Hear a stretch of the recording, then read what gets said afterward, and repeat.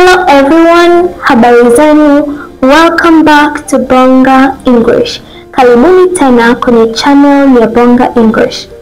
In this channel we learn English. Kwenye channel hii huwa tunajifunza Kiingereza. So if you're interested, kama unania kujifunza Kiingereza, make sure to subscribe so you do not miss out on daily lessons. Hakikisha unabonyeza hapo chini kuna neno limeandikwa subscribe, libonyeze ili usikose somo hata moja. In today's lesson, we'll be learning 50 common action verbs. Kwenye somo letu la leo tutakuwa tukijifunza vitenzi muhimu 50 vya kila siku. Action verbs describe things we do every day. Vitenzi hivi huelezea vitu ambavyo tunavifanya kila siku. Therefore, they are very important for learning English. Ni muhimu sana kwenye kujifunza Kiingereza. And these verbs will help you express yourself better in daily conversation. Na vitenzi hivi vitakusaidia kujieleza vizuri kwenye mazungumzo ya kila siku. So, stay tuned and let's get started. Tuanze somo letu, tazama mpaka mwisho.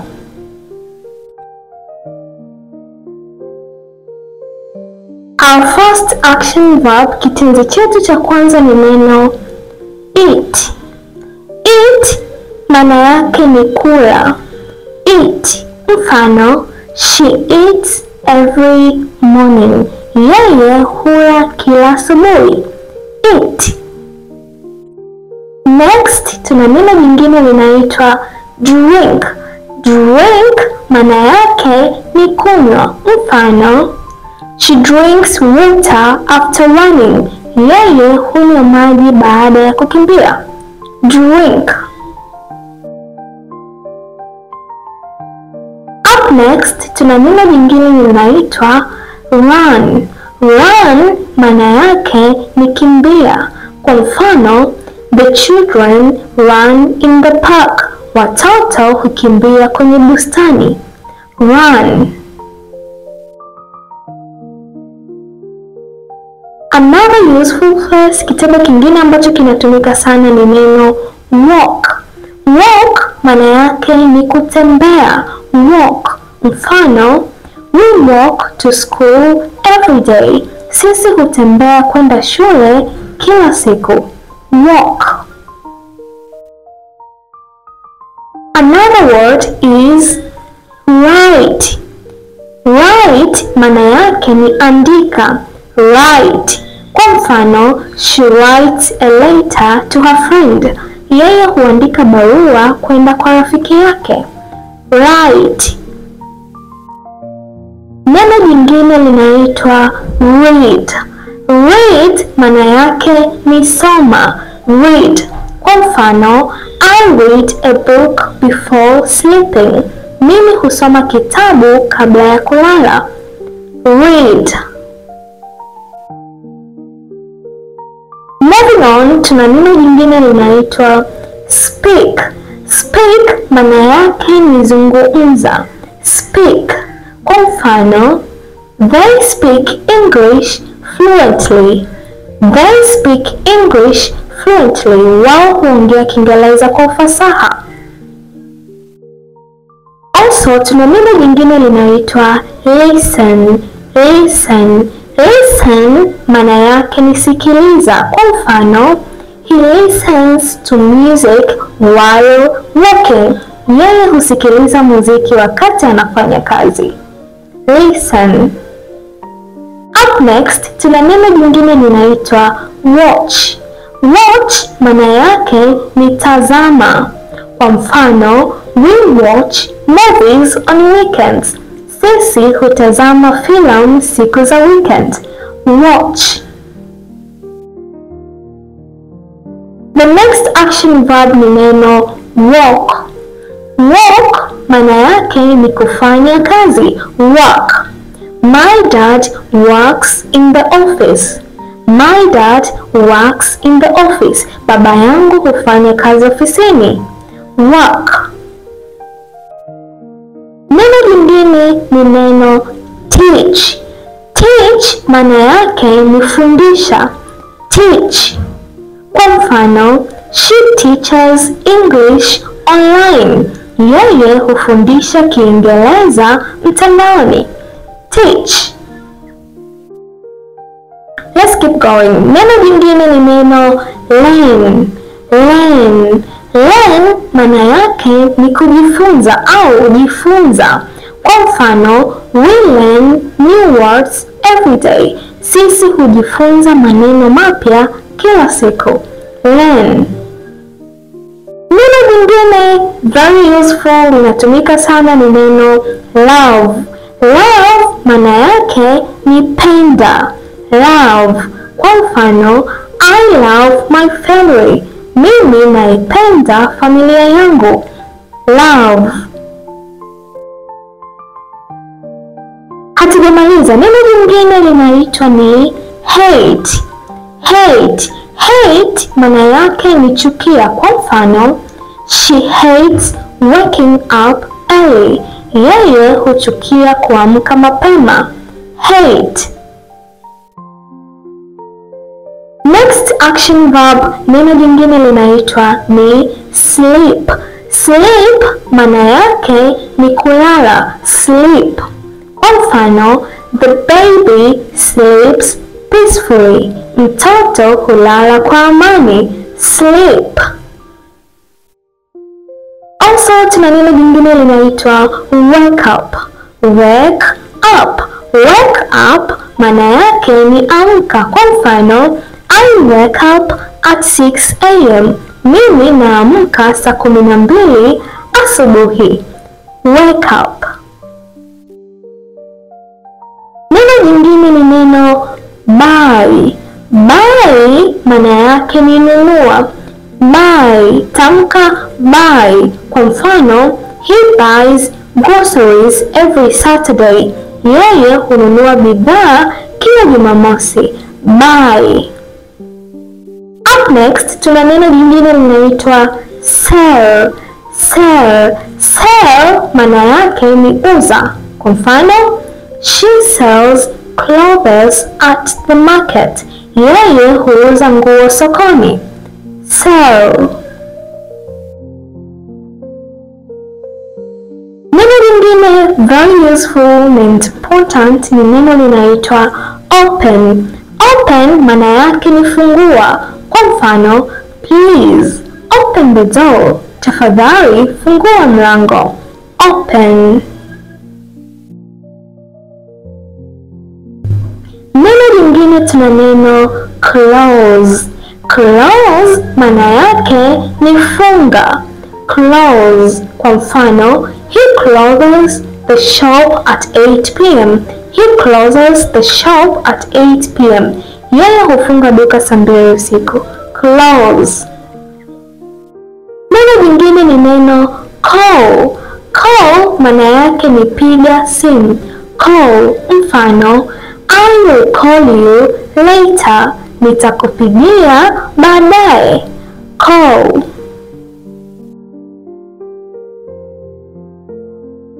Another one on our list, neno jingine ni neno help. Help maana yake ni saidia. Help. Kwa mfano, she helps her mother in the kitchen. Yeye humsaidia mama yake jikoni. Help. Moving forward, tuna neno jingine linaitwa ask. Ask maana yake ni uliza. Tamka ask. Ask. Kwa mfano, he asks a lot of questions. Yeye huuliza maswali mengi. Ask. Neno jingine ni neno answer. Answer maana yake ni jibu. Kwa mfano, please answer the phone. Please answer the phone. Tafadhali jibu simu. Answer. Neno jingine linaitwa give. Give maana yake ni toa. Give. Kwa mfano, she gives money to the poor. Yeye hutoa pesa kwa maskini. Give. Give. Toa.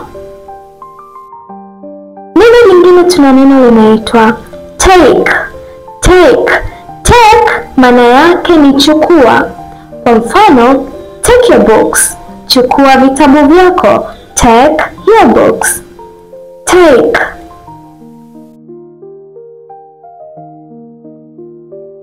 We're not done yet. Hatujamaliza.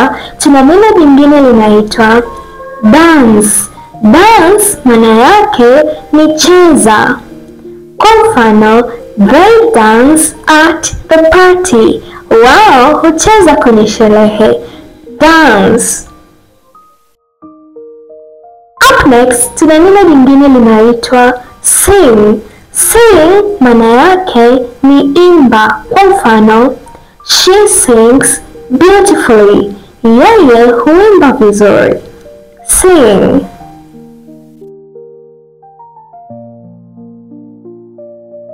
Here's another one. Neno lingine ni neno cook. Cook maana yake ni pika.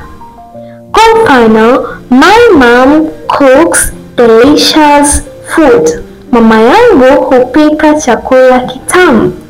Cook. The next action verb is jump. Jump maana yake ni ruka. Kwa mfano, children jump on the trampoline. Watoto huruka kwenye trampoline.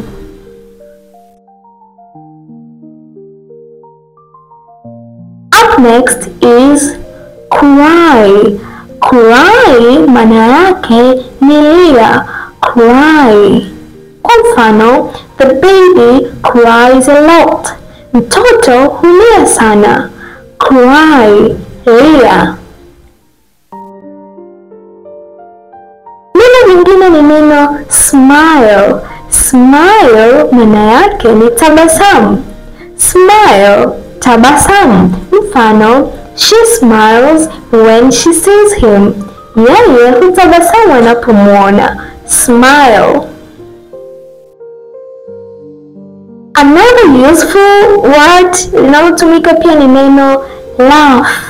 Laugh maana yake ni cheka. Tamka laugh.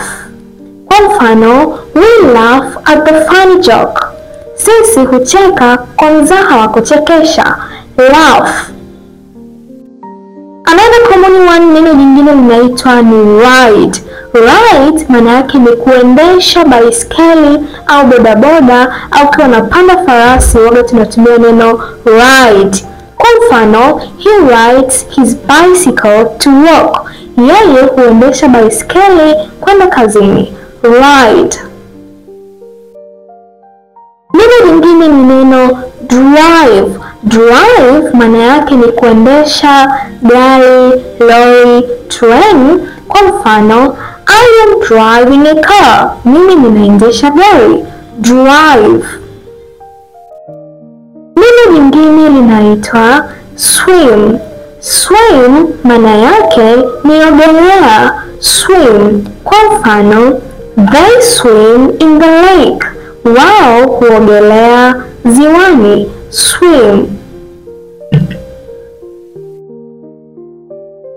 Up next is neno sit. Sit maana yake ni kaa. Sit. Kwa mfano, please sit down. Tafadhali kaa chini. Sit, kaa.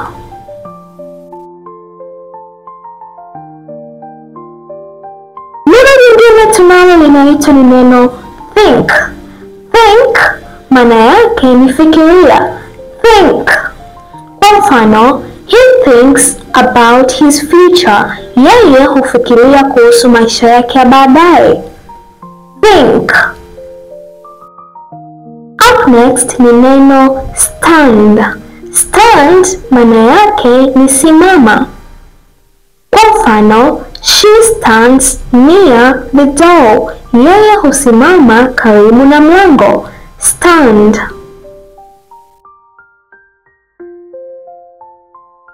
Next we have neno lingine ni neno remember.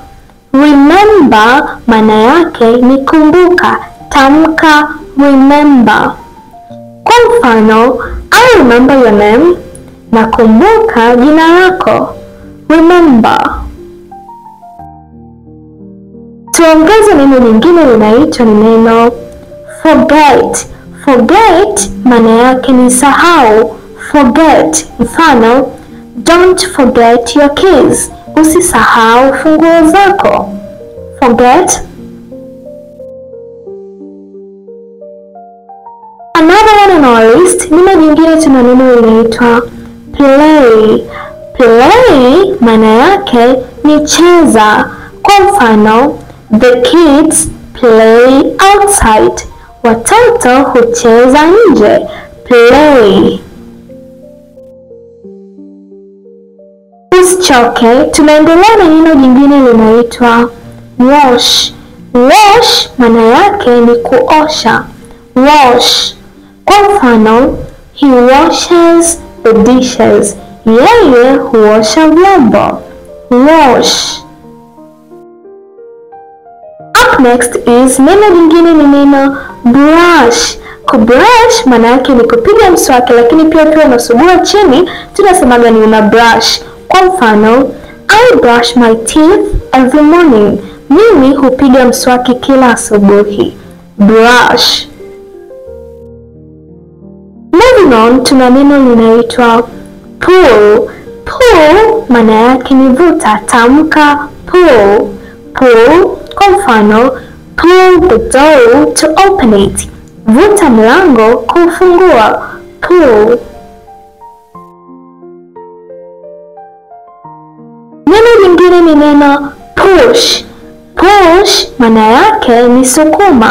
Push. Kwa mfano, push the cart.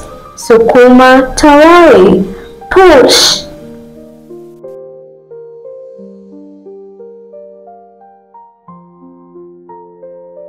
Moving forward, tuna neno jingine linaitwa fix. Fix maana yake ni rekebisha. Kwa mfano, he fixes the broken chairs. Yeye hurekebisha viti vibovu. Fix.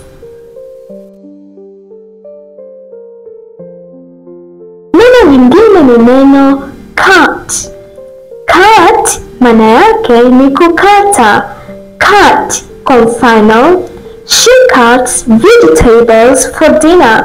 Yeye hukata mboga za majani kwa chakula cha jioni. Cut. Up next is neno lingine ni neno break. Break maana yake ni vunja. Kwa mfano, he broke his phone. Alivunja simu yake. Break ikiwa kwenye wakati uliopita ndio inakuwa broke. He broke his phone. Alivunja simu yake. Lakini pia tuna neno jingine linaitwa build. Tamka build. Build. Build maana yake ni jenga. Kwa mfano, they build a house together. Wao hujenga nyumba pamoja. Build.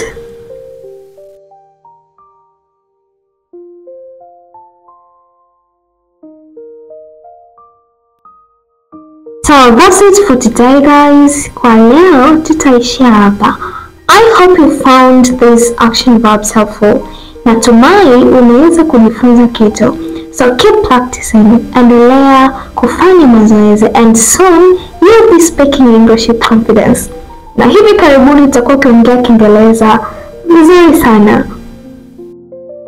And if you enjoyed this lesson, kama umefurahia somo hili, make sure to subscribe. Hakikisha unabonyeza hapo chini palipoandikwa subscribe so that you don't miss the next one. Ili usikose somo linalofuata. Thank you so much for watching. Nafurahi sana mkitizama video mpaka mwisho. Have a good day. Muwe na siku njema.